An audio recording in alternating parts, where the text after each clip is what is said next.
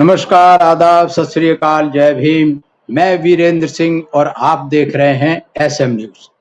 आज का सवाल है कि क्या शूद्र अनार्य थे?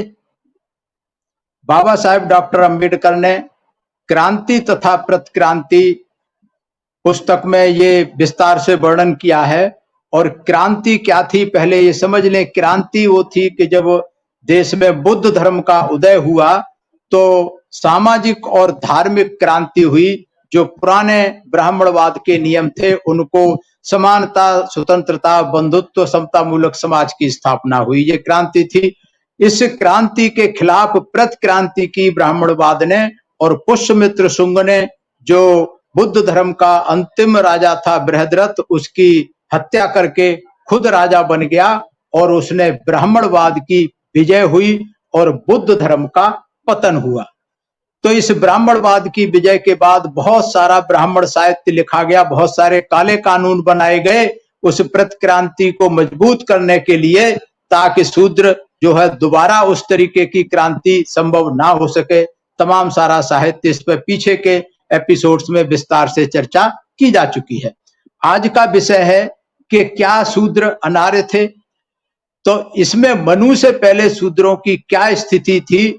मनु शूद्रों का निरूपण जो है इस प्रकार करता है, जैसे वे बाहर से आए थे और अनार्य थे, किंतु उन्हें वे सामाजिक तथा धार्मिक अधिकार प्राप्त नहीं होने चाहिए।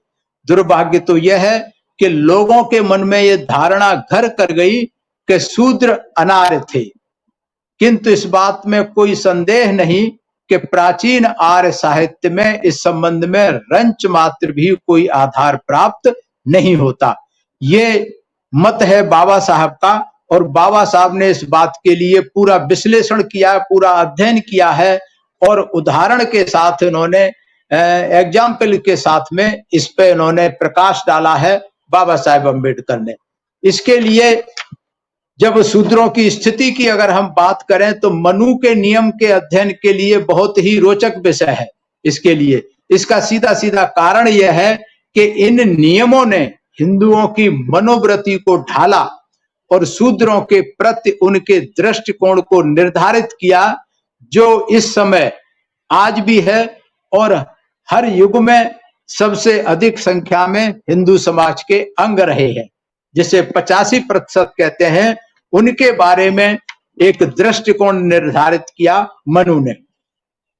जब हम आर्यों के धार्मिक ग्रंथों को पढ़ते हैं तब हमें उनमें विभिन्न समुदायों और वर्गों का नामोल्लेख मिलता है। सर्वप्रथम आर्यों का उल्लेख मिलता है जिनमें 4 वर्ग कहे गए हैं, ब्राह्मण, क्षत्रिय, वैश्य और शूद्र। इनके अतिरिक्त और इनसे भिन्न थे असुर, सुर अथवा देव, यक्ष, गंधर्व, किन्नर, चारण, अश्विनी और निषाद। इनके वर्णन भी मिलते हैं। यहाँ कहीं भी अनार्य शब्द का वर्णन नहीं मिलता। निषाद जंगल के निवासी थे और आदिम और असंस्कृत थे। गंधर्व, यक्ष, किन्नर, चारण और अश्विनी वर्ग के समुदाय थे। असुर शब्द प्रजातीय नाम है जो विभिन्न जनजातियों के लिए दिया गया है। ये जनजातियां अपने अपने विशिष्ट नामों से पुकारी जाती हैं, जैसे दैत्य, दानव, दस्यु, कलंज, कलेय, कालिन, नाग, निवात, कवच, पुलोम, पिशाच और राक्षस। हम यह नहीं कह सकते कि सुर और देव भी असुर की भांति विभिन्न जातियों के नाम हैं। हम केवल देव समुदाय के कुछ प्रमुख देवों को जानते हैं। इनमें से जो अधिक प्रसिद्ध हैं वे हैं ब्रह्मा, विष्णु, रुद्र, सूर्य, इंद्र, वरुण और सो। इन जातियों अर्थात आर्यों, असुरों और देवों के और इनके बीच परस्पर संबंध के बारे में अनेक विलक्षण मान्यताएं मुख्यतः सायणाचार्य के भाष्य की भ्रांतपूर्ण व्याख्या के कारण ज्ञानवान व्यक्तियों तक के मन में बैठ गई है। ये कहां से धारणा बनी? ये जो नाम बताया बाबा साहब डॉक्टर अंबेडकर ने, सायणाचार्य ने एक भाष्य लिखा है। उस भाष्य में उसने ये कहानियां गढ़ी हैं जो कि सब पढ़े लिखे अनपढ़ जितने भी हैं, जितने भी बुद्धिजीवी इतिहासकार हैं, सबके मन में यही बैठ गया है। क्या बैठ गया है कि यह विश्वास किया जाता है कि असुर मानव नहीं थे, उन्हें भूत पिशाच समझा गया है जो आर्यों को रात होने पर सताया करते थे। सुर अथवा देव प्रकृति की शक्तियों के काव्यात्मक प्रतीक कहे गए हैं। आर्यों के संबंध में यह धारणा है कि वे गोरे रंग के नुकीली नाक वाले गौर वर्ण के मनुष्य थे और उसमें इसका बहुत अभिमान था। दस्युओं के बारे में कहा गया है कि शूद्र का दूसरा नाम दस्यु है। यह भी कहा गया है कि शूद्र भी भारत के आदि निवासी थे। इनका रंग काला और नाक चपटी होती थी। जब आर्यों ने भारत पर आक्रमण किया तो उन्होंने इन्हें पराजित कर दिया और इन्हें अपना दास बना लिया और दासता के चिन्ह के रूप में इन्हें दस्यु नाम दिया गया। कहा जाता है कि दस्यु शब्द दास शब्द से निकला है जिसका अर्थ है गुलाम। ऐसी धारणा बनी हुई है। मैं भी यही सोचता था जब तक बाबा साहब का साहित्य नहीं पढ़ा था, उससे पहले मैं भी यही सोचता था कि यही सत्य है। लेकिन जब हमने बाबा साहब का साहित्य पढ़ा, ये पुस्तक है जिस पे हम आज चर्चा कर रहे हैं, ये बाबा साहब की पुस्तक है संपूर्ण वाङ्मय खंड 7 क्रांति तथा प्रतिक्रांति बुद्धा अथवा कार्ल मार्क्स। इसमें बाबा साहब ने विस्तार से इन मिथ्या धारणाओं का खंडन किया है और साक्ष्यों के साथ। तो बाबा साहब कहते हैं कि ये सारी धारणाएं निराधार हैं। कौन सी? कि आर्य जो थे बाहर से आए थे, ये जो अनार्य जो थे, दास थे, गुलाम थे, ये जो सारी धारणाएं बना दी गई है कि आर्य गोरे होते थे, लंबी नाक वाले, शूद्र जो है काली नाक चपटी होती थी, काले होते थे, ये सब धारणाएं जो अभी बाबा साहब ने नाम बताया सायणाचार्य के भाष्य से उत्पन्न हुई हैं। इस तरीके की धारणाएं जो बनाई गई, बाबा साहब कहते हैं ये सारी धारणाएं निराधार हैं। असुर और सुर दोनों आर्यों के समान मनुष्य थे। असुर और सुर दोनों के पिता कश्यप थे। ये बहुत महत्वपूर्ण बात है। कथा है कि दक्ष प्रजापति की 60 कन्याएं थी, जिनमें से 13 कन्याओं का विवाह कश्यप के साथ हुआ था। कश्यप की 13 पत्नियों में से एक दिति थी और दूसरी अदिति। जो दिति से उत्पन्न हुए वे दैत्य कहलाए अथवा असुर कहलाए, और जिनका जन्म अदिति से हुआ वे सुर अथवा देव कहलाए। इन दोनों के बीच बहुत दिनों तक पृथ्वी पर आधिपत्य के लिए भीषण युद्ध हुआ। इसमें संदेह नहीं कि एक पौराणिक कथा है। ये जो कश्यप की है, जो दक्ष प्रजापति की है, ये पुराणों की कथा है, पौराणिक कथा है, बाबा साहब कहते हैं। लेकिन बेशक ये पौराणिक कथा है, लेकिन यह भी एक इतिहास है, और पौराणिक इतिहास अतिशयोक्ति में कहा गया इतिहास ही होता है। आगे बाबा साहब कहते हैं कि आर्य कोई प्रजाति नहीं थी। आर्य कुछ व्यक्तियों का एक समूह था। उनको आपस में बांधे रखने का एक सूत्र, विशिष्ट संस्कृति को बनाए रखने में उनका स्वार्थ था, जिसे आर्य संस्कृति कहा जाता था। जो भी व्यक्ति आर्य संस्कृति को स्वीकार कर लेता वह आर्य कहलाता था। अब आज भी है, आर्य भी आज समाज है, आर्य भी हर बिरादरी, हर जाति के बहुत सारे लोग आर्य लिखते हैं अपने आप को, जो आर्य समाज को मानते हैं। आर्य समाज को जो सदस्य हैं आज भी अपने आप को आर्य लिखते हैं, चाहे किसी भी जाति बिरादरी धर्म के। ऐसे बहुत सारे शूद्रों को भी मैं जानता हूं जो आर्य लिखते हैं, आर्य समाज के हिमायती हैं, उनके सदस्य हैं। तो उसी तरीके से पहले आर्य संस्कृति थी। जो संस्कृति को मानता था, विश्वास रखता था, उसे आर्य कहा जाता था।